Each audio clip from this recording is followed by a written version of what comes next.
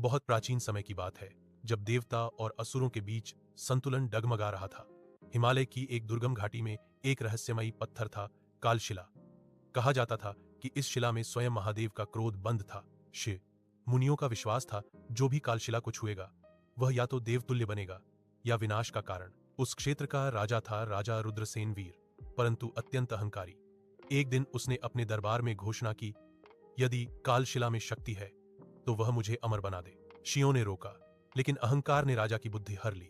राजा ने जैसे ही कालशिला को स्पर्श किया, आकाश गरज उठा, धरती कांपने लगी।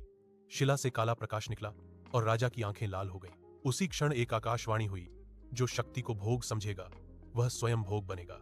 राजा रुद्रसेन जीवित तो रहा, पर अब वह पहले जैसा नहीं था। उसका हृदय पत्थर बन चुका था।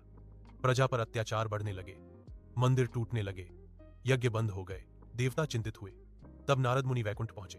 नारायण ने कहा, इस श्राप को केवल वही तोड़ सकता है जिसके हृदय में न अहंकार हो न भय। वर्षों बाद एक साधारण चरवाहा बालक जन्मा, अनय। वह प्रतिदिन शिवलिंग पर जल चढ़ाता और कहता, भोलेनाथ, मुझे कुछ नहीं चाहिए, बस सबका कल्याण हो। एक रात कालशिला स्वयं कांप उठी। अनय वहां पहुंचा। राजा रुद्रसेन ने तलवार उठाई, पर अनय डरा नहीं। अनय ने बस इतना कहा, शक्ति सेवा के लिए होती है, शासन के लिए नहीं। अनय के हाथ से शिव भस्म गिरी और कालशिला टूट गई। राजा भूमि पर गिर पड़ा, श्राप मुक्त। राजा ने अपना राज्य त्याग दिया और तपस्वी बन गया। अनय ने कोई पुरस्कार नहीं लिया, वह फिर अपने गांव लौट गया। और कालशिला, वह धूल बनकर हिमालय की हवाओं में विलीन हो गई। कहानी से हमें यह शिक्षा मिलती है कि अहंकार शक्ति को श्राप बना देता है और भक्ति उसे वरदान।